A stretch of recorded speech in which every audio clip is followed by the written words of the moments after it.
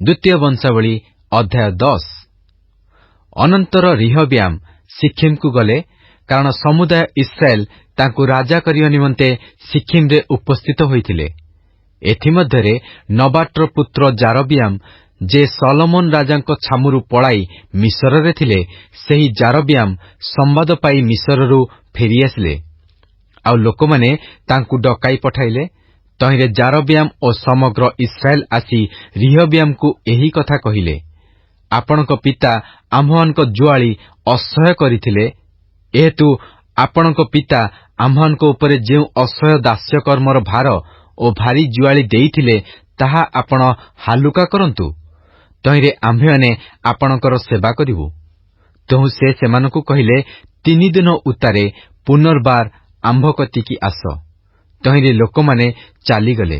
ଏ ଉତ୍ତାରେ ରିହବ୍ୟାମ ରାଜା ଆପଣା ପିତା ସଲୋମନଙ୍କର ଜୀବିତ କାଳରେ ଯେଉଁ ପ୍ରାଚୀନମାନେ ତାଙ୍କ ସମ୍ମୁଖରେ ଛିଡ଼ା ହେଉଥିଲେ, ସେମାନଙ୍କ ସହିତ ମନ୍ତ୍ରଣା କରି କହିଲେ, ଏହି ଲୋକମାନଙ୍କୁ ଉତ୍ତର ଦେବା ପାଇଁ ତୁମ୍ଭେମାନେ ମୋତେ କି ମନ୍ତ୍ରଣା ଦେଉଅଛ? ତେବେ ସେମାନେ ତାଙ୍କୁ କହିଲେ, ଯେବେ ତୁମ୍ଭେ ଏହି ଲୋକମାନଙ୍କ ପ୍ରତି ଦୟାଳୁ ହୋଇ ସେମାନଙ୍କୁ ସନ୍ତୁଷ୍ଟ କରିବ ଓ ସେମାନଙ୍କୁ ଉତ୍ତମ ବାକ୍ୟ କହିବ, ତେବେ ସେମାନେ ସର୍ବଦା ତୁମ୍ଭର ଦାସ ହୋଇ ରହିବେ। ମାତ୍ର ସେ ସେହି ପ୍ରାଚୀନମାନଙ୍କ ଦତ୍ତ ମନ୍ତ୍ରଣା ତ୍ୟାଗ କରି ଯେଉଁ ଯୁବାମାନେ ତାଙ୍କ ସଙ୍ଗେ ବଢ଼ି ତାଙ୍କ ସମ୍ମୁଖରେ ଛିଡ଼ା ହେଉଥିଲେ, ସେମାନଙ୍କ ସଙ୍ଗେ ମନ୍ତ୍ରଣା କଲେ। ପୁଣି ସେ ସେମାନଙ୍କୁ କହିଲେ, ଏହି ଲୋକମାନେ ଆମ୍ଭକୁ କହୁଅଛନ୍ତି, ତୁମ୍ଭ ପିତା ଆମ୍ଭମାନଙ୍କ ଉପରେ ଯେଉଁ ଜୁଆଳି ଥୋଇଅଛନ୍ତି, ତାହା ହାଲୁକା କର। ସେମାନଙ୍କୁ ଉତ୍ତର ଦେବା ପାଇଁ ତୁମ୍ଭେମାନେ ଆମ୍ଭକୁ କି ମନ୍ତ୍ରଣା ଦେଉଅଛ? ତହିଁରେ ତାଙ୍କ ସଙ୍ଗେ ବଢ଼ିଥିବା ଯୁବାମାନେ ତାଙ୍କୁ କହିଲେ, ତୁମ୍ଭ ପିତା ଆମ୍ଭମାନଙ୍କ ଜୁଆଳି ଭାରି କରିଅଛନ୍ତି। ତୁମ୍ଭେ ଆମ୍ଭମାନଙ୍କ ପାଇଁ ତାହା ହାଲୁକା କର ବୋଲି କହୁଛନ୍ତି। ଏହି ଯେଉଁ ଲୋକମାନେ, ସେମାନଙ୍କୁ ତୁମ୍ଭେ ଏପରି କହିବ, ମୋହର କନିଷ୍ଠ ଅଙ୍ଗୁଳି ମୋହର ପିତାଙ୍କ କଟିଠାରୁ ମୋଟ। ଏଥିପାଇଁ ମୋର ପିତା ଯେଉଁ ଭାରି ଜୁଆଳି ତୁମ୍ଭମାନଙ୍କ ଉପରେ ଥୋଇଅଛନ୍ତି, ମୁଁ ତାହା ଆହୁରି ଭାରି କରିବି। ମୋର ପିତା କୋରଡ଼ାରେ ତୁମ୍ଭମାନଙ୍କୁ ଶାସ୍ତି ଦେଲେ, ମାତ୍ର ମୁଁ ବିଛାରେ ତୁମ୍ଭମାନଙ୍କୁ ଶାସ୍ତି ଦେବି। ଏଥିରେ ତୃତୀୟ ଦିନରେ ମୋ ନିକଟକୁ ପୁଣି ଆସ ବୋଲି ରାଜା ଯେଉଁ ଆଜ୍ଞା ଦେଇଥିଲେ, ତଦନୁସାରେ ଜାରବିୟାମ ଓ ସମସ୍ତ ଲୋକ ତୃତୀୟ ଦିନ ରିହବ୍ୟାମଙ୍କ ନିକଟକୁ ଆସିଲେ। ତହିଁରେ ରାଜା ସେମାନଙ୍କୁ କଟୁ ଉତ୍ତର ଦେଲେ। ପୁଣି ରିହବ୍ୟାମ ରାଜା ପ୍ରାଚୀନମାନଙ୍କ ଦତ୍ତ ମନ୍ତ୍ରଣା ତ୍ୟାଗ କରି ସେହି ଯୁବାମାନଙ୍କ ମନ୍ତ୍ରଣାନୁସାରେ ସେମାନଙ୍କୁ ଏହି କଥା କହିଲେ, ମୋହର ପିତା ତୁମମାନଙ୍କ ଜୁଆଳି ଭାରି କରିଥିଲେ, ମାତ୍ର ମୁଁ ତାହା ଆହୁରି ଭାରି କରିବି। ମୋ ପିତା କୋରଡ଼ାରେ ତୁମମାନଙ୍କୁ ଶାସ୍ତି ଦେଇଥିଲେ, ମାତ୍ର ମୁଁ ବିଛାରେ ତୁମମାନଙ୍କୁ ଶାସ୍ତି ଦେବି। ଏ ରୂପେ ରାଜା ଲୋକମାନଙ୍କ କଥା ଶୁଣିଲେ ନାହିଁ, କାରଣ ସଦାପ୍ରଭୁ ସିଲୋନୀୟ ଅହିୟ ହାତରେ ନବାଟର ପୁତ୍ର ଜାରବିୟାମକୁ ଯାହା କହିଥିଲେ, ଆପଣାର ସେହି କଥା ସଫଳ କରିବା ନିମନ୍ତେ ଏହା ପରମେଶ୍ୱରଙ୍କ ଆଡୁ ଘଟିଲା। ଯେତେବେଳେ ସମଗ୍ର ଇସ୍ରାଏଲ ଦେଖିଲେ ଯେ ରାଜା ସେମାନଙ୍କ କଥା ଶୁଣିଲେ ନାହିଁ, ସେତେବେଳେ ଲୋକମାନେ ରାଜାଙ୍କୁ ଉତ୍ତର କରି କହିଲେ, ଦାଉଦଙ୍କଠାରେ ଆମ୍ଭମାନଙ୍କର କେଉଁ ଅଂଶ ଅଛି? ଯିସିର ପୁତ୍ରଠାରେ ଆମ୍ଭମାନଙ୍କର କୌଣସି ଅଧିକାର ନାହିଁ? ହେ ଇସ୍ରାଏଲ, ପ୍ରତ୍ୟେକେ ଆପଣା ଆପଣା ତମ୍ବୁକୁ ଯାଅ। ହେ ଦାଉଦ, ତୁମ୍ଭେ ଏବେ ଆପଣା ନିଜ ଘର କଥା ବୁଝ। ତହୁଁ ଇସ୍ରାଏଲ ଲୋକ ସମସ୍ତେ ଆପଣା ଆପଣା ତମ୍ବୁକୁ ଚାଲିଗଲେ। ତଥାପି ଇସ୍ରାଏଲର ଯେଉଁ ସନ୍ତାନମାନେ ଜିହୁଦାର ନାନା ନଗରରେ ବାସ କଲେ, ସେମାନଙ୍କ ଉପରେ ରିହବ୍ୟାମ ରାଜ୍ୟ କଲେ। ଏଥିଉତ୍ତାରେ ରିହବ୍ୟାମ ରାଜା ବେଠି କର୍ମାଧ୍ୟକ୍ଷ ହଦୋରାମକୁ ପଠାଇଲେ, ମାତ୍ର ଇସ୍ରାଏଲ ସନ୍ତାନମାନେ ତାହାକୁ ପ୍ରସ୍ତାରଘାତ କରନ୍ତେ ସେ ମଲା। ତହିଁରେ ରିହବ୍ୟାମ ରାଜା ଜିରୁସାଲମକୁ ପଳାଇବା ପାଇଁ ଶୀଘ୍ର ରଥ ଉପରେ ଚଢ଼ିଲେ। ଏହି ରୂପେ ଇସ୍ରାଏଲ ଆଜି ପର୍ଯ୍ୟନ୍ତ ଦାଉଦ ବଂଶର ବିଦ୍ରୋହୀ ହେଲେ। ଦ୍ୱିତୀୟ ବଂଶାବଳୀ ଅଧ୍ୟାୟ 11। ଏ ଉତ୍ତାରେ ରିହବ୍ୟାମ ଜିରୁସାଲମରେ ଉପସ୍ଥିତ ହୁଅନ୍ତେ ସେ ଇସ୍ରାଏଲ ବିରୁଦ୍ଧରେ ଯୁଦ୍ଧ କରି ରିହବ୍ୟାମଙ୍କ ଅଧୀନକୁ ରାଜ୍ୟ ଫେରାଇ ଆଣିବା ନିମନ୍ତେ ଜିହୁଦା ଓ ବିନ୍ୟାମିନ ବଂଶର 1,80,000 ବଚ୍ଛା ଯୋଦ୍ଧା ଲୋକଙ୍କୁ ଏକତ୍ର କଲେ। ମାତ୍ର ପରମେଶ୍ୱରଙ୍କ ଲୋକ ସମୟ ନିକଟରେ ସଦାପ୍ରଭୁଙ୍କର ଏହି ବାକ୍ୟ ଉପସ୍ଥିତ ହେଲା, ଜିହୁଦାର ରାଜା ସଲୋମନଙ୍କ ପୁତ୍ର ରିହବ୍ୟାମକୁ ପୁଣି ଜିହୁଦା ଓ ବିନ୍ୟାମିନ ନିବାସୀ ସମସ୍ତ ଇସ୍ରାଏଲକୁ କୁହ, ସଦାପ୍ରଭୁ ଏହି କଥା କହନ୍ତି, ତୁମେମାନେ ଯାତ୍ରା କରିବ ନାହିଁ କିଏ ବା ଆପଣା ଭ୍ରାତୃଗଣ ବିପକ୍ଷରେ ଯୁଦ୍ଧ କରିବ ନାହିଁ। ପ୍ରତ୍ୟେକ ଲୋକ ଆପଣା ଆପଣା ଗୃହକୁ ଫେରିଯାଅ, କାରଣ ଏହି କାର୍ଯ୍ୟ ଆମ୍ଭ ଆଡୁ ହୋଇଅଛି। ତେଣୁ ସେମାନେ ସଦାପ୍ରଭୁଙ୍କ ବାକ୍ୟ ଶୁଣିଲେ ଓ ଜାରବ୍ୟାମ ବିରୁଦ୍ଧରେ ଯାତ୍ରା କରିବାରୁ ଫେରିଲେ। ଏ ଉତ୍ତାରେ ରିହବ୍ୟାମ ଜିରୁସାଲମରେ ବାସ କରି ରକ୍ଷା ନିମିତ୍ତ ଜିହୁଦା ଦେଶରେ ନଗରମାନ ନିର୍ମାଣ କଲେ।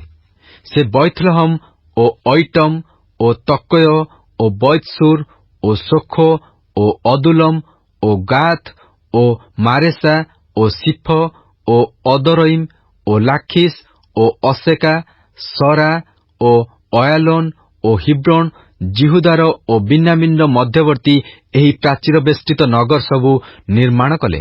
ଆଉ ସେ ସକଳ ଦୁର୍ଗ ଦୃଢ଼ କରି ତହିଁ ମଧ୍ୟରେ ସେନାପତିମାନଙ୍କୁ ଓ ଖାଦ୍ୟଦ୍ରବ୍ୟ, ପୁଣି ତୈଳ ଓ ଦ୍ରାକ୍ଷାରସ ରଖିଲେ। ଆଉ ପ୍ରତ୍ୟେକ ନଗରରେ ସେ ଢାଲ ଓ ବର୍ଚ୍ଛା ରଖିଲେ। ପୁଣି ନଗର ସବୁକୁ ଅତିଶୟ ଦୃଢ଼ କଲେ। ଆଉ ଜିହୁଦା ଓ ବିନ୍ୟାମିନ ତାଙ୍କର ପକ୍ଷ ହେଲେ। ଆହୁରି ସମୁଦାୟ ଇସ୍ରାଏଲର ମଧ୍ୟବର୍ତ୍ତୀ ଯାଜକ ଓ ଲେବୀୟମାନେ ଆପଣା ଆପଣା ସମସ୍ତ ଅଞ୍ଚଳରୁ ଆସି ତାଙ୍କ ନିକଟରେ ଉପସ୍ଥିତ ହେଲେ।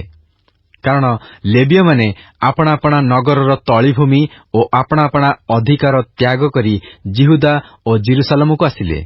ଯେହେତୁ ଜାରବ୍ୟାମ ଓ ତାଙ୍କର ପୁତ୍ରଗଣ ସେମାନଙ୍କୁ ସଦାପ୍ରଭୁଙ୍କ ଉଦ୍ଦେଶ୍ୟରେ ଯାଜକର କାର୍ଯ୍ୟ କରିବାକୁ ନ ଦେଇ ତଡ଼ି ଦେଇଥିଲେ, ପୁଣି ସେ ଉଚ୍ଚସ୍ଥଳୀ ସକଳର ଓ ଛାଗ ଦେବତାମାନଙ୍କର ଓ ସ୍ୱର୍ଣ୍ଣ ନିର୍ମିତ ଗୋବତ୍ସ ସକଳର ନିମନ୍ତେ ଆପଣାର ଯାଜକ ନିଯୁକ୍ତ କଲେ।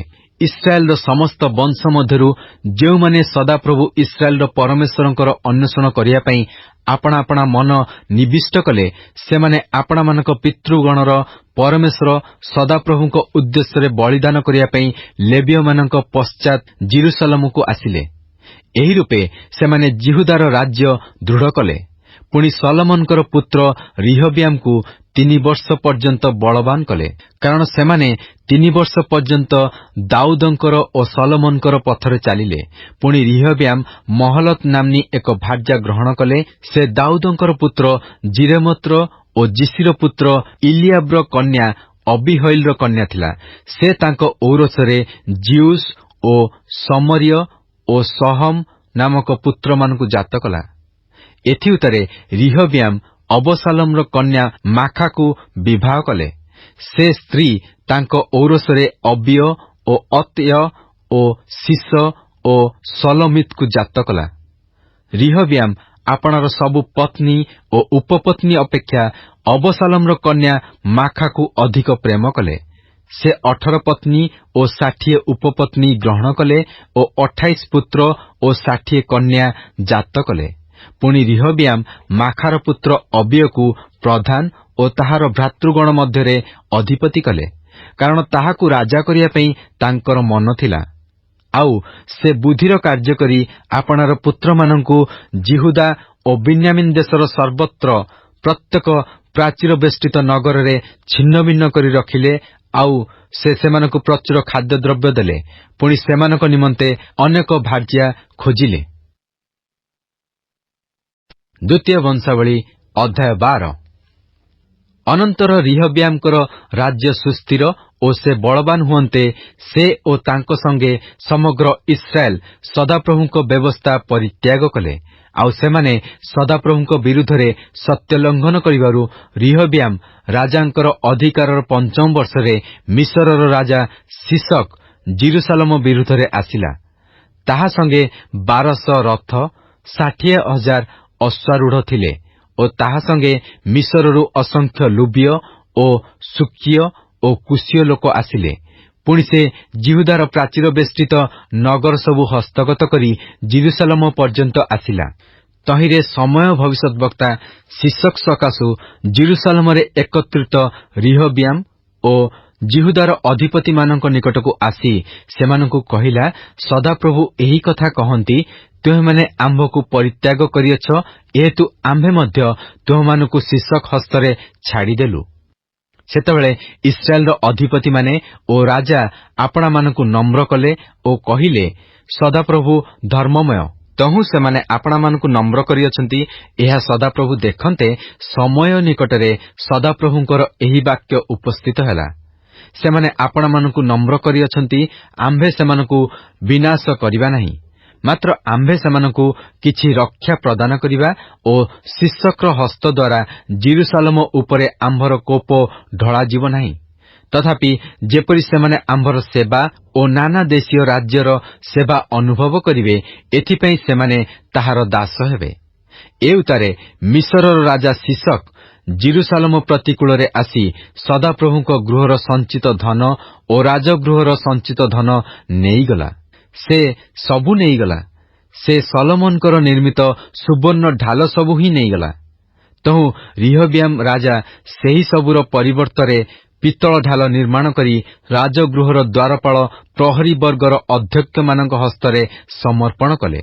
ଆଉ ରାଜା ଯେତେଥର ସଦାପ୍ରଭୁଙ୍କ ଗୃହକୁ ଗଲେ, ସେତେଥର ପ୍ରହରୀମାନେ ଆସି ତାହା ନେଇଗଲେ, ପୁଣି ତାହା ସବୁ ପ୍ରହରୀଶାଳାକୁ ଫେରାଇ ଆଣିଲେ। ଆଉ ସେ ଆପଣାକୁ ନମ୍ର କରନ୍ତେ ତାଙ୍କ ଉପରୁ ସଦାପ୍ରଭୁଙ୍କ କୋପ ନିବୃତ୍ତ ହେଲା। ତହିଁରେ ସେ ତାଙ୍କୁ ସମ୍ପୂର୍ଣ୍ଣ ରୂପେ ବିନାଶ କଲେ ନାହିଁ, ଆହୁରି ଜିହୁଦା ଦେଶ ମଧ୍ୟରେ ସଦ୍ଭାବ ଦେଖାଗଲା। ଏହି ରୂପେ ରିହବିଆମ ଜିରୁସାଲମରେ ଆପଣାକୁ ବଳବାନ କରି ରାଜତ୍ୱ କଲେ। ରିହବିଆମ ରାଜ୍ୟ କରିବାକୁ ଆରମ୍ଭ କରିବା ସମୟରେ 41 ବର୍ଷ ବୟସ୍କ ହୋଇଥିଲେ। ଆଉ ସଦାପ୍ରଭୁ ଆପଣା ନାମ ସ୍ଥାପନାର୍ଥେ ଇସ୍ରାଏଲର ସମୁଦାୟ ବଂଶ ମଧ୍ୟରୁ ଯେଉଁ ନଗର ମନୋନୀତ କରିଥିଲେ, ସେହି ଜିରୁସାଲମ ନଗରରେ ସେ 17 ବର୍ଷ ରାଜତ୍ୱ କଲେ। ତାଙ୍କ ମାତାର ନାମ ନୟମା, ସେ ଅମନ ଦେଶିଆ ଥିଲା। ପୁଣି ସେ ସଦାପ୍ରଭୁଙ୍କର ଅନ୍ୱେଷଣ କରିବା ପାଇଁ ଆପଣା ମନ ନିବିଷ୍ଟ ନ କରିବାରୁ କୁକର୍ମ କଲା। ଏହି ରିହବିଆମଙ୍କର ଆଦ୍ୟନ୍ତ ବୃତ୍ତାନ୍ତ ବଂଶାବଳୀକ୍ରମେ ସମୟ ଭବିଷ୍ୟତବକ୍ତାର ଓ ଇଦ ଦର୍ଶକର ଇତିହାସ ପୁସ୍ତକରେ କଣ ଲେଖା ନାହିଁ? ରିହବିଆମ ଓ ଜାରବିଆମ ମଧ୍ୟରେ ସର୍ବଦା ଯୁଦ୍ଧ ଚାଲିଲା। ଏଉତାରେ ରିହବିଆମ ଆପଣା ପିତୃଗଣ ସହିତ ଶୟନ କରି ଦାଉଦ ନଗରରେ କବରପ୍ରାପ୍ତ ହେଲେ। ତହୁଁ ତାଙ୍କର ପୁତ୍ର ଅବିୟ ତାଙ୍କର ପଦରେ ରାଜ୍ୟ କଲେ। ଦ୍ୱିତୀୟ ବଂଶାବଳୀ ଅଧ୍ୟାୟ 13। ଜାରବିଆମ ରାଜାଙ୍କର ଅଧିକାରର 18 ବର୍ଷରେ ଅବିୟ ଜିହୁଦା ଉପରେ ରାଜ୍ୟ କରିବାକୁ ଆରମ୍ଭ କଲେ। ସେ ଜିରୁସାଲମରେ 3 ବର୍ଷ ରାଜ୍ୟ କଲେ। ତାଙ୍କର ମାତାଙ୍କ ନାମ ମିଖାୟା। ସେ ଗିବିଆ ନିବାସୀ ଉରିଏଲର କନ୍ୟା ଥିଲେ। ପୁଣି ଅବିୟ ଓ ଜାରବିଆମ ମଧ୍ୟରେ ଯୁଦ୍ଧ ଚାଲିଲା। ଅବିୟ 4 ଲକ୍ଷ ବଛା ବିକ୍ରମଶାଳୀ ସୈନ୍ୟ ସଙ୍ଗେ ମିଶି ଯୁଦ୍ଧ କଲେ ଓ ଜାରବିଆମ 8 ଲକ୍ଷ ବଛା ମହାବିକ୍ରମଶାଳୀ ଲୋକ ନେଇ ତାଙ୍କ ବିରୁଦ୍ଧରେ ଯୁଦ୍ଧ ସଜାଇଲା। ତହିଁରେ ଅବିୟ ଇଫ୍ରାଇମର ପର୍ବତମୟ ଦେଶସ୍ଥ ସମାରଇମ ପର୍ବତରେ ଠିଆ ହୋଇ କହିଲେ, ହେ ଜାରବିଆମ ଓ ସମଗ୍ର ଇସ୍ରାଏଲ ଲୋକ, ମୋ କଥା ଶୁଣ। ସଦାପ୍ରଭୁ ଇସ୍ରାଏଲର ପରମେଶ୍ୱର, ଯେ ଲବଣ ନିୟମ ଦ୍ୱାରା ଇସ୍ରାଏଲର ରାଜତ୍ୱ ଚିରକାଳ ନିମନ୍ତେ ଦାଉଦଙ୍କୁ ଅର୍ଥାତ୍ ତାଙ୍କୁ ଓ ତାଙ୍କ ସନ୍ତାନଗଣକୁ ଦେଇଅଛନ୍ତି, ଏହା କଣ ତୁମମାନଙ୍କର ଜାଣିବା ଉଚିତ ନୁହେଁ? ତଥାପି ଦାଉଦଙ୍କର ପୁତ୍ର ସଲୋମନଙ୍କର ଦାସ ଯେ ନବାଟର ପୁତ୍ର ଜାରବିଆମ, ସେ ଉଠି ଆପଣା ପ୍ରଭୁର ବିଦ୍ରୋହୀ ହୋଇଅଛି। ପୁଣି ପାପାଧମ ସନ୍ତାନ ଅସାର ଲୋକମାନେ ତାହା ପକ୍ଷରେ ଏକତ୍ର ହୋଇ ସଲୋମନଙ୍କର ପୁତ୍ର ରିହବିଆମଙ୍କ ପ୍ରତିକୂଳରେ ଆପଣାମାନଙ୍କୁ ବଳିଷ୍ଠ କଲେ। ସେ ସମୟରେ ରିହବିଆମ ଯୁବା ଓ କୋମଳାନ୍ତକରଣ ଥିଲେ ଓ ସେମାନଙ୍କର ପ୍ରତିବାଧା କରିପାରିଲେ ନାହିଁ। ଆଉ ଏବେ ତୁମ୍ଭେମାନେ ଦାଉଦ ସନ୍ତାନଗଣର ହସ୍ତାଧୀନ ସଦାପ୍ରଭୁଙ୍କ ରାଜ୍ୟର ପ୍ରତିବାଧା କରିବାକୁ ମାନସ କରୁଅଛ। ପୁଣି ତୁମ୍ଭେମାନେ ମହାଲୋକାରଣ୍ୟ ଓ ତୁମମାନଙ୍କର ଦେବତା ହେବା ପାଇଁ ଜାରବିଆମ ନିର୍ମିତ ସ୍ୱର୍ଣ୍ଣମୟ ଗୋବତ୍ସ ତୁମମାନଙ୍କ ସଙ୍ଗେ ଅଛି। ତୁମେମାନେ କି ସଦାପ୍ରଭୁଙ୍କ ଯାଜକ ହାରୋଣଙ୍କର ସନ୍ତାନଗଣକୁ ଓ ଲେବୀୟମାନଙ୍କୁ ତଡ଼ିଦେଇ ଅନ୍ୟ ଦେଶସ୍ଥ ଗୋଷ୍ଠୀୟମାନଙ୍କ ରୀତି ଅନୁସାରେ ଆପଣାମାନଙ୍କ ପାଇଁ ଯାଜକ ନିଯୁକ୍ତ କରିନାହଁ? ଏଣୁ ଯେ କେହି ଆପଣାର ପଦ ନିଯୋଗାର୍ଥେ ଏକ ଗୋବତ୍ସ ଓ 7 ମେଷ ନେଇ ଆସେ, ସେ ଏହି ଅନିଶ୍ୱରମାନଙ୍କର ଯାଜକ ହୋଇପାରେ। ମାତ୍ର ସଦାପ୍ରଭୁ ଆମ୍ଭମାନଙ୍କର ପରମେଶ୍ୱର ଅଟନ୍ତି ଓ ଆମ୍ଭେମାନେ ତାହାଙ୍କୁ ପରିତ୍ୟାଗ କରିନାହୁଁ। ପୁଣି ସଦାପ୍ରଭୁଙ୍କ ପରିଚର୍ଯ୍ୟାକାରୀ ହାରଣ ସନ୍ତାନଗଣ ଆମ୍ଭମାନଙ୍କର ଯାଜକ ଅଛନ୍ତି ଓ ଲେବୀୟମାନେ ଆପଣା ଆପଣା କାର୍ଯ୍ୟରେ ନିଯୁକ୍ତ ଅଛନ୍ତି। ସେମାନେ ପ୍ରତି ପ୍ରଭାତରେ ଓ ପ୍ରତି ସନ୍ଧ୍ୟାରେ ସଦାପ୍ରଭୁଙ୍କ ଉଦ୍ଦେଶ୍ୟରେ ହୋମବଳି ଓ ସୁଗନ୍ଧି ଧୂପ ଦଗ୍ଧ କରୁଅଛନ୍ତି।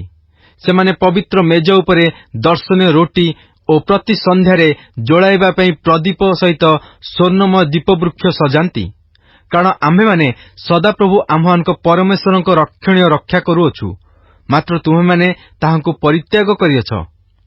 ଆଉ ଦେଖ, ପରମେଶ୍ୱର ଆମ୍ଭମାନଙ୍କର ମସ୍ତକ ସ୍ୱରୂପ ଅଛନ୍ତି ଓ ତାହାଙ୍କ ଯାଜକମାନେ ତୁମମାନଙ୍କ ପ୍ରତିକୂଳରେ ରଣତୁରୀ ବଜାଇବା ପାଇଁ ଆମ୍ଭମାନଙ୍କ ସଙ୍ଗରେ ଅଛନ୍ତି।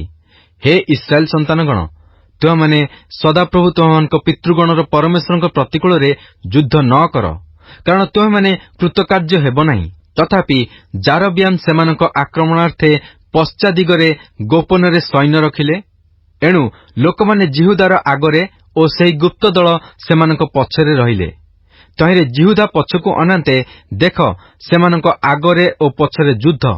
ତହୁଁ ସେମାନେ ସଦାପ୍ରଭୁଙ୍କ ନିକଟରେ ଡାକ ପକାଇଲେ ଓ ଯାଜକମାନେ ତୁରୀଧ୍ୱନି କଲେ। ସେତେବେଳେ ଜିହୁଦାର ଲୋକମାନେ ସିଂହନାଦ କଲେ, ଆଉ ଜିହୁଦାର ଲୋକମାନେ ସିଂହନାଦ କରିବା ସମୟରେ ପରମେଶ୍ୱର ଅବିୟ ଓ ଜିହୁଦାର ସମ୍ମୁଖରେ ଜାରବିୟାମକୁ ଓ ସମସ୍ତ ଇସ୍ରାଏଲକୁ ଆଘାତ କଲେ। ତହିଁରେ ଇସ୍ରାଏଲ ସନ୍ତାନଗଣ ଜିହୁଦା ସମ୍ମୁଖରୁ ପଳାଇଲେ ଓ ପରମେଶ୍ୱର ସେମାନଙ୍କୁ ସେମାନଙ୍କ ହସ୍ତରେ ସମର୍ପଣ କଲେ। ତେଣୁ ଅବିୟ ଓ ତାଙ୍କର ଲୋକମାନେ ମହାସଂହାରରେ ସେମାନଙ୍କୁ ବଧ କଲେ। ଏଥିରେ ଇସ୍ରାଏଲର 5 ଲକ୍ଷ ବଛା ଲୋକ ହତ ହୋଇ ପଡ଼ିଲେ। ଏହି ରୂପେ ସେହି ସମୟରେ ଇସ୍ରାଏଲ ସନ୍ତାନମାନେ ଅବନତ ହେଲେ ଓ ଜିହୁଦାର ସନ୍ତାନମାନେ ସଦାପ୍ରଭୁ ଆପଣାମାନଙ୍କ ପିତୃଗଣର ପରମେଶ୍ୱରଙ୍କ ଉପରେ ନିର୍ଭର ରଖିବାରୁ ଜୟଯୁକ୍ତ ହେଲେ। ଏ ଉତ୍ତାରେ ଅବିୟ ଜାରବିୟାମଙ୍କର ପଛେ ପଛେ ଗୋଡ଼ାଇ ତାଙ୍କର କେତେକ ନଗର ଅର୍ଥାତ୍ ବେଥେଲ ଓ ତହିଁର ଉପନଗର, ଜିସାନା ଓ ତହିଁର ଉପନଗର, ପୁଣି ଇଫ୍ରୋନ ଓ ତହିଁର ଉପନଗର ସକଳ ହସ୍ତଗତ କରିନେଲେ। ପୁଣି ଅବିୟର ଜୀବନକାଳ ଯାଏ ଜାରବିୟାମ ଆଉ ବଳ ପାଇପାରିଲେ ନାହିଁ। ଏ ଉତ୍ତାରେ ସଦାପ୍ରଭୁ ତାଙ୍କୁ ଆଘାତ କରନ୍ତେ ସେ ମଲେ। ମାତ୍ର ଅବିୟ ବେଳକୁ ବେଳ ବଳବାନ ହୋଇ ଉଠିଲେ।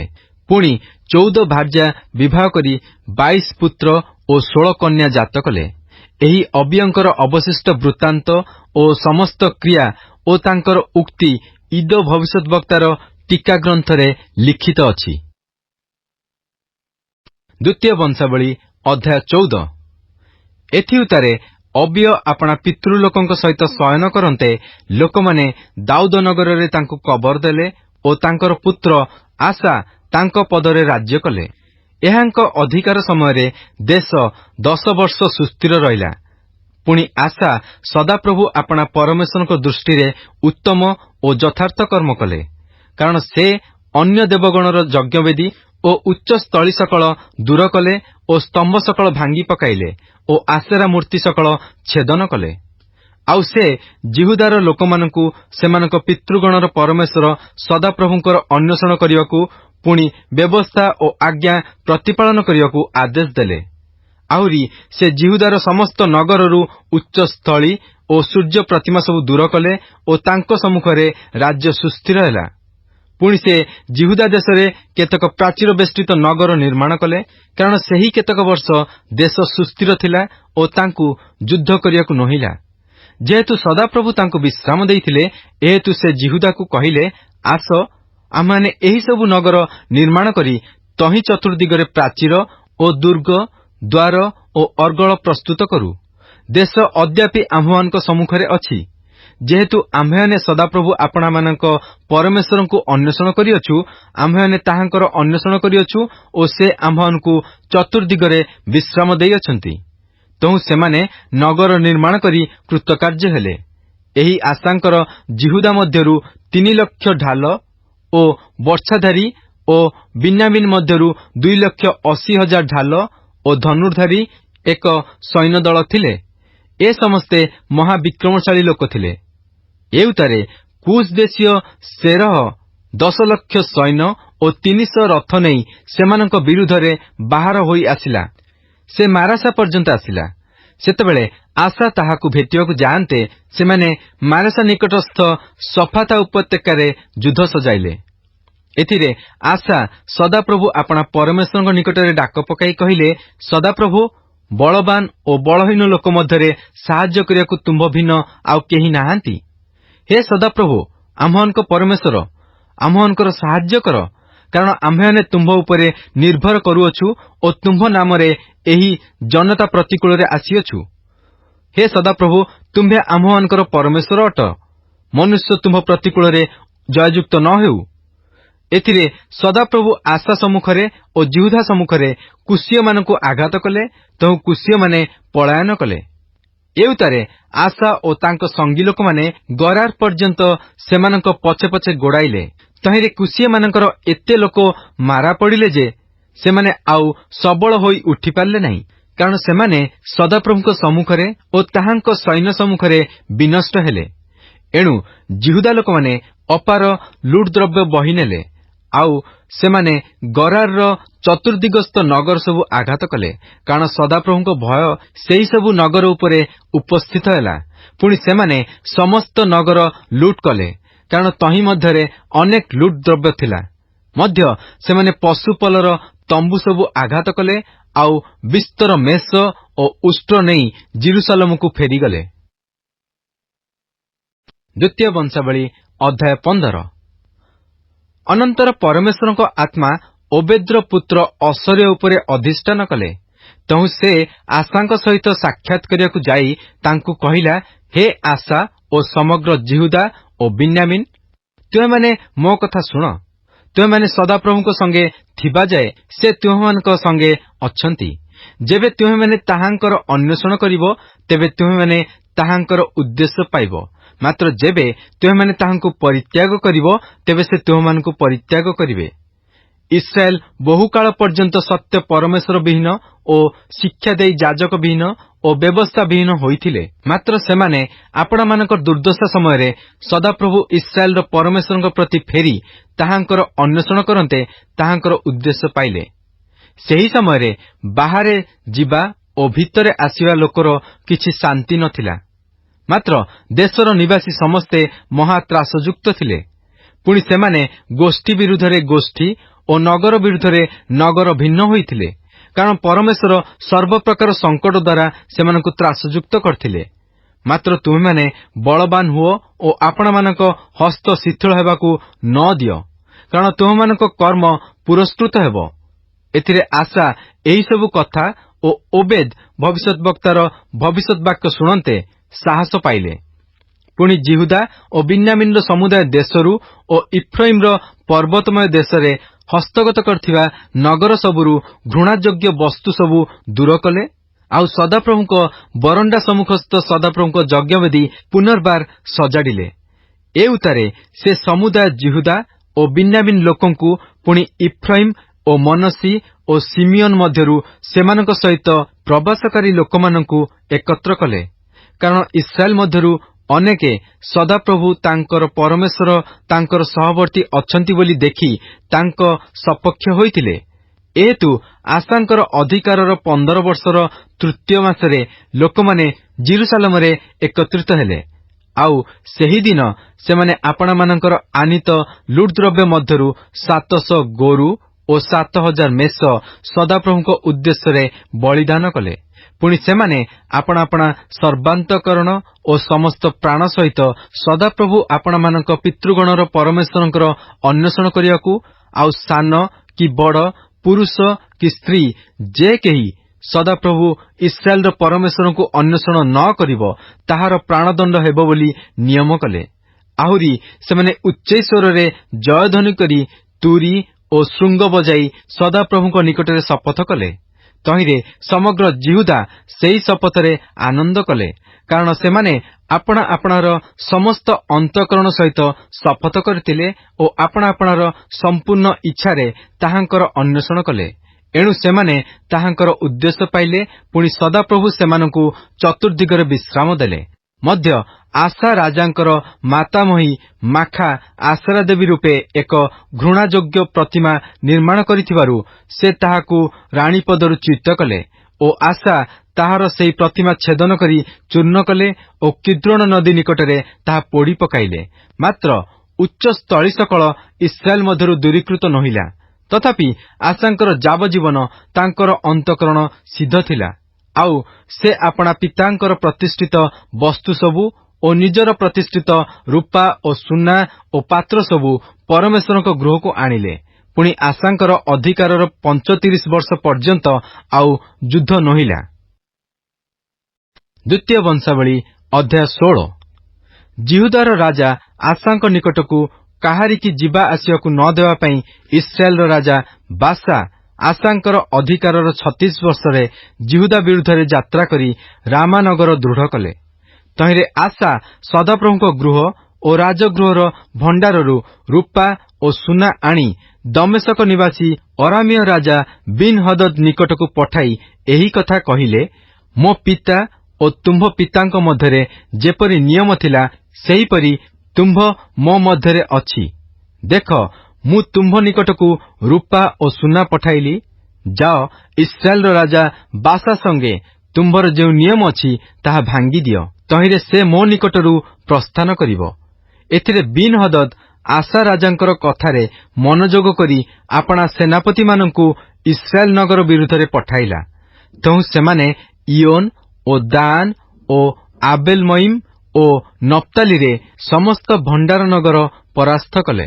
ତହିଁରେ ବାସା ଏହି କଥା ଶୁଣି ରାମାନଗର ଦୃଢ଼କରଣରୁ କ୍ଷାନ୍ତ ହୋଇ ଆପଣା କାର୍ଯ୍ୟ ସ୍ଥଗିତ ରଖିଲା। ତେବେ ଆସା ରାଜା ସମଗ୍ର ଜିହୁଦାର ଲୋକଙ୍କୁ ନେଲେ। ପୁଣି ବାସା ଯେଉଁ ପ୍ରସ୍ତର ଓ କାଷ୍ଠରେ ରାମାନଗର ନିର୍ମାଣ କରିଥିଲା, ତାହା ସବୁ ସେମାନେ ବହି ନେଇଗଲେ। ଆଉ ତଦ୍ୱାରା ସେ ଗେବା ଓ ମିସ୍ପା ନଗର ଦୃଢ଼ କଲେ।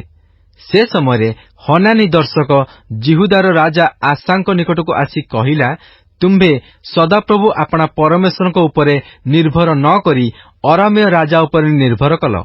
ଏହେତୁ ଅରାମୀୟ ରାଜ୍ୟର ସୈନ୍ୟ ତୁମ୍ଭ ହସ୍ତରୁ ବଞ୍ଚିଗଲେ।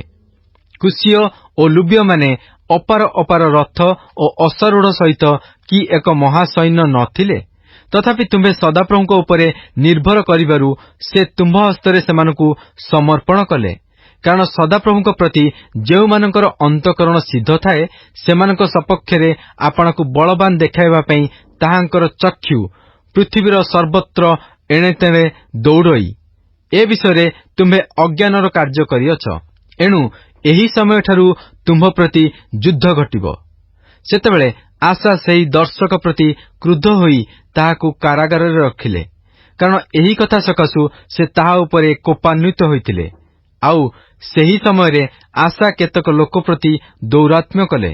ଦେଖ, ଏହି ଆସାଙ୍କର ଆଦ୍ୟନ୍ତ କ୍ରିୟାର ବୃତ୍ତାନ୍ତ ଜିହୁଦାର ଓ ଇସ୍ରାଏଲର ରାଜାମାନଙ୍କ ଇତିହାସ ପୁସ୍ତକରେ ଲେଖା ଅଛି।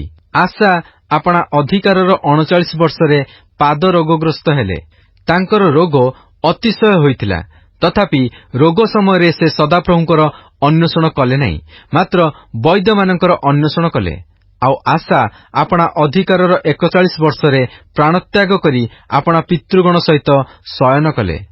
ଆଉ ସେ ଦାଉଦ ନଗରରେ ଆପଣା ପାଇଁ ଯେଉଁ କବର ଖୋଳିଥିଲେ, ତାଙ୍କର ସେହି କବରରେ ଲୋକମାନେ ତାଙ୍କୁ କବର ଦେଲେ ଓ ଗନ୍ଧବଣିକର ପ୍ରକ୍ରିୟାରେ ପ୍ରସ୍ତୁତ ନାନା ପ୍ରକାର ସୁଗନ୍ଧି ଦ୍ରବ୍ୟରେ ପୂର୍ଣ୍ଣ ଶଯ୍ୟାରେ ତାଙ୍କୁ ଶୁଆଇଲେ ଓ ତାଙ୍କ ନିମନ୍ତେ ସେମାନେ ଅତି ବଡ଼ ଦାହ କଲେ। ଗୁଡ୍ ମର୍ଣ୍ଣିଂ ଆଣ୍ଡ ପ୍ରେଜ୍ ଦ ଲର୍ଡ। ଆଜି ବାଇବଲ ପଠନ ଦିନ ସଂଖ୍ୟା 161, ଶୁକ୍ରବାର। ଆଜି ଆମ୍ଭେମାନେ ଦ୍ୱିତୀୟ ବଂଶାବଳୀ 10 ପର୍ବ ଠାରୁ 16 ପର୍ବ ପର୍ଯ୍ୟନ୍ତ ପାଠ କରିଅଛୁ। ସଲୋମନଙ୍କ ମୃତ୍ୟୁ ଉତ୍ତାରେ ଇସ୍ରାଏଲ ଦେଶଟି ଉତ୍ତର ଇସ୍ରାଏଲ ଓ ଦକ୍ଷିଣ ଜିହୁଦା ଏପରି ଦୁଇ ଭାଗରେ ବିଭକ୍ତ ହେଲା। ଈଶ୍ୱରଙ୍କ ପ୍ରତି ସଲୋମନଙ୍କର ଅବିଶ୍ୱସ୍ତତା ଥିଲା ଏହାର କାରଣ। ସେ ବିଦେଶିଆ ଓ ବିଜାତୀୟ ସ୍ତ୍ରୀମାନଙ୍କୁ ବିବାହ କଲେ ଓ ସେମାନଙ୍କ ଯୋଗୁଁ ତାଙ୍କ ହୃଦୟ ସଦାପ୍ରଭୁଙ୍କ ଠାରୁ ବିମୁଖ ହେଲା। ଜେରବିଆମ ଓ ସମଗ୍ର ଇସ୍ରାଏଲ ସେମାନଙ୍କର ବୋଝ ହାଲୁକା କରିବା ପାଇଁ ରିହବିଆମଙ୍କୁ ନିବେଦନ କଲେ ଏବଂ ସେ ସେମାନଙ୍କ ଅନୁରୋଧକୁ ରକ୍ଷା କରିବା ପରିବର୍ତ୍ତେ ସେମାନଙ୍କୁ କଟୁ ଶବ୍ଦରେ ଉତ୍ତର ଦେଇ ବୋଝ ହାଲୁକା କରିବାକୁ ନାସ୍ତି କଲେ, ଯଦ୍ୱାରା ଲୋକମାନେ ବିଦ୍ରୋହ କଲେ ଓ ଦେଶ ଦୁଇ ଭାଗରେ ବିଭକ୍ତ ହେଲା।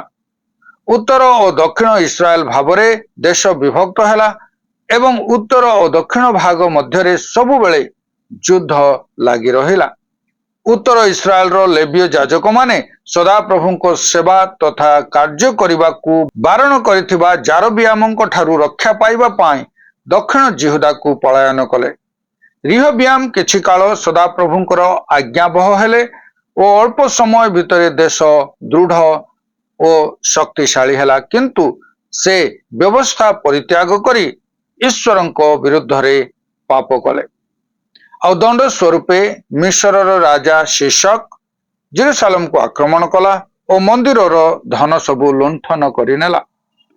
ରାଜା ଅବିୟଙ୍କ ରାଜତ୍ୱ ସମୟରେ ଜିହୁଦା ଉତ୍ତର ଇସ୍ରାଏଲର ଜାରବିଆମ ବିରୁଦ୍ଧରେ ଯୁଦ୍ଧ କରି ବିଜୟୀ ହେଲା। ସେହି ସମୟଠାରୁ ରାଜା ଆଶାଙ୍କ ସମୟ ପର୍ଯ୍ୟନ୍ତ ଦକ୍ଷିଣ ଜିହୁଦା ଯାଜକ ଓ ବ୍ୟବସ୍ଥା ବିନା ଅନ୍ୟ ଦେବଗଣର ଯଜ୍ଞବେଦୀ ଓ ଉଚ୍ଚସ୍ଥଳୀ ମାନଙ୍କରେ ଓ ଆଶେରା ସ୍ତମ୍ଭ ଓ ସୂର୍ଯ୍ୟ ଦେବତାର ସେବା କରି କାଳାତିପାତ କରୁଥିଲେ।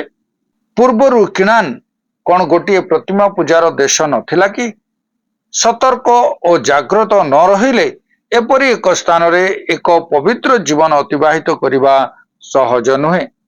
ଏହି ସମୟରେ ରାଜା ଆଶା ଅଶରୀୟ ଭାବବାଦୀଙ୍କ ଉପଦେଶ ଶ୍ରବଣ କରି ପ୍ରତିମା ଗୁଡ଼ିକୁ ବିନଷ୍ଟ କଲେ ଏବଂ ଗୋଟିଏ ଧାର୍ମିକ ସଂସ୍କାର ଆରମ୍ଭ କଲେ। ତାଙ୍କୁ ଗୋଟିଏ ଉତ୍ତମ ରାଜା ବୋଲି ଘୋଷଣା କରାଯାଇଛି, ଯିଏ ଦାଉଦଙ୍କ ମାର୍ଗରେ ଚାଲିଲେ। ସମଗ୍ର ଇତିହାସରେ କମ୍ ସେ କମ୍ ଜିହୁଦା ଦାଉଦଙ୍କ ମାର୍ଗ ଅନୁସାରେ ଏକ ସନ୍ତୁଳିତ ଜୀବନ ବଞ୍ଚିବାକୁ ଚେଷ୍ଟା କରିଥିଲା। କିନ୍ତୁ ରାଜା ଆଶା ତାଙ୍କ ଜୀବନର ଅନ୍ତିମ ଦିନ ଗୁଡ଼ିକରେ ଅବିଶ୍ୱସ୍ତ ହୋଇ ଈଶ୍ୱରଙ୍କଠାରେ ନିର୍ଭର କରିବା ପରିବର୍ତ୍ତେ ବିଦେଶୀୟ ଶକ୍ତି ଗୁଡ଼ିକ ଉପରେ ନିର୍ଭର କଲେ ଓ ସଙ୍କଟର ସମ୍ମୁଖୀନ ହେଲେ। ଦାଉଦଙ୍କ ଉତ୍ତାରେ ଦକ୍ଷିଣ ଜିହୁଦାର ରାଜାମାନଙ୍କ ବାତାବରଣକୁ ଅନୁଭବ କରୁ କରୁ ଆସନ୍ତୁ ଆମେ ଏହାକୁ ପାଠ କରିବା। ଏହା ଥିଲା ଆଜିର ପଠିତ ଶାସ୍ତ୍ରାଂଶର ସାରାଂଶ। ଖ୍ରୀଷ୍ଟଙ୍କ ଠାରେ ଏକତ୍ର ଏହା କି ଆଶୀର୍ବାଦର ବିଷୟ ଅଟେ। ଆଜିର ପଠନରେ ପ୍ରଭୁ ଆମ ସମସ୍ତଙ୍କୁ ଆଶୀର୍ବାଦ କରନ୍ତୁ।